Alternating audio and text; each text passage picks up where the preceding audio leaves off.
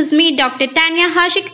Today's topic of discussion is female reproductive system. So today we will discuss about the female reproductive system. So the female reproductive system consists of internal genital organs and also external genital organs. So external genital organs consist of labia, clitoris, vaginal opening, etc. So they are collectively called as vulva. So we are not discussing much about it. We will discuss about the internal genital organs, which consist of ovary, fallopian tube, uterus, cervix and vagina. So the internal genital organ consists of ovary, fallopian tube, uterus, cervix and vagina. So we will discuss about these organs.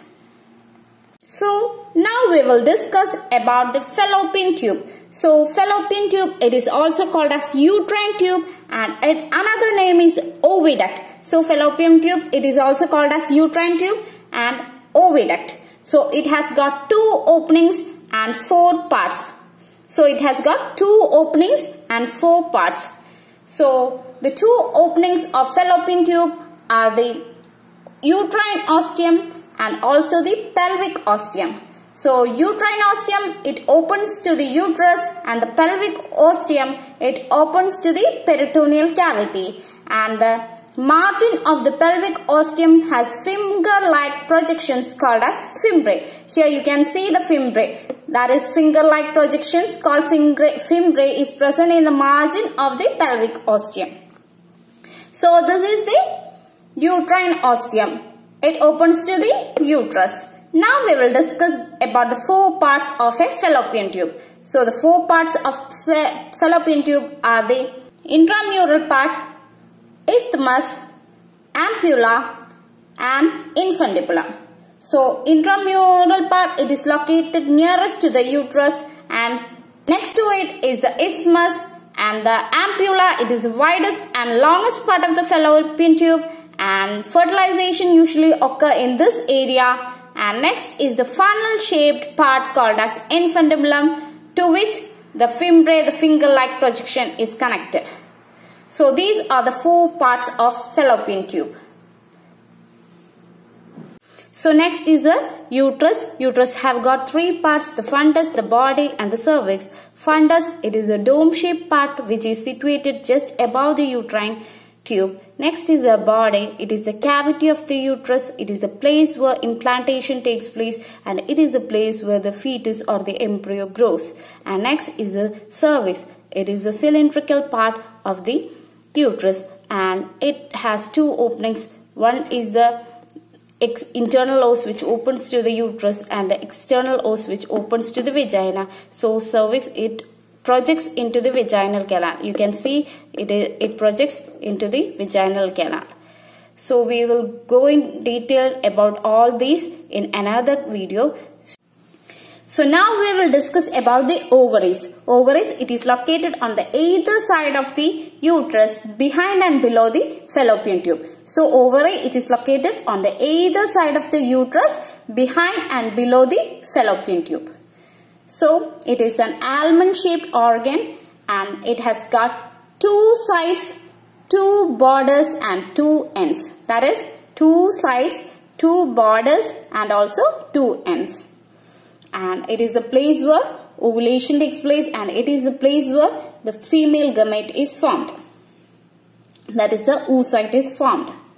So it is grey in color, and it has got a smooth texture before puberty, and after puberty, due to regular ovulation, the surface of the ovary becomes irregular.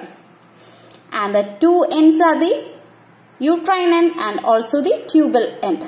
So the uterine end, it is attached to the wall of the uterus by means of ligament of the ovary, and the tubal end, it is close to the fimbriae of the fallopian tube, and the fallopian tube along with the tubal end of the ovary is connected to the lateral pelvic wall by means of the suspensory ligament.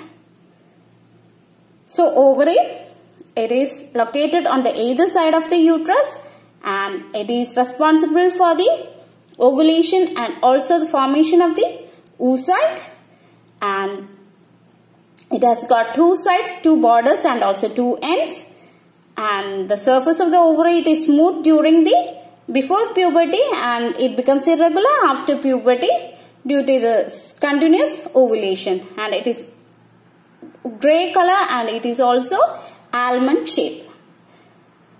So now we will discuss about the microscopic structure of ovary so that you can understand how the process of oogenesis takes place.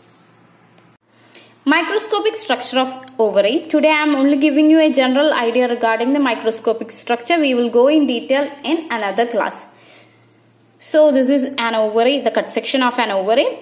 So the outer surface, it is covered by a layer of simple cuboidal epithelium. So the outer surface of ovary, it is covered by a layer of simple cuboidal epithelium, and it is also called as the germinal epithelium. And under the germinal epithelium, it is a capsule of dense connective tissue called as the tunica albuginea. So under the germinal epithelium, it is a capsule of dense connective tissue called as the tunica albuginea. And the substance of ovary, it is divided into inner medulla and outer cortex. And inner medulla, it contains loose connective tissue of blood vessels, nerves, lymphatics, etc. The outer cortex, it contains follicles in its different stages of development. So here you can see follicles in different stages of development. That is, the ovarian cycle takes place in the outer cortex. So in this cut section, you can see follicles in its different developmental stages. That is primordial follicle, primary follicle, secondary follicle, Graafian follicle, etc. That can be seen in this figure. So here there is a ruptured follicle and the release of ovum. Here you can see the degeneration of corpus luteum, etc. can be seen in this figure.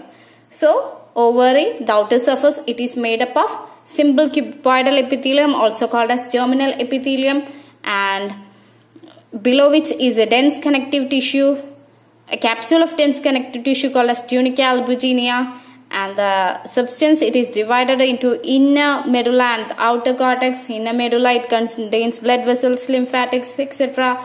Outer cortex, it is the place where ovarian cycle takes place, and you can see follicles in its different stages of development. So this is the end of today's video. For more videos, please subscribe to my channel and press the bell button.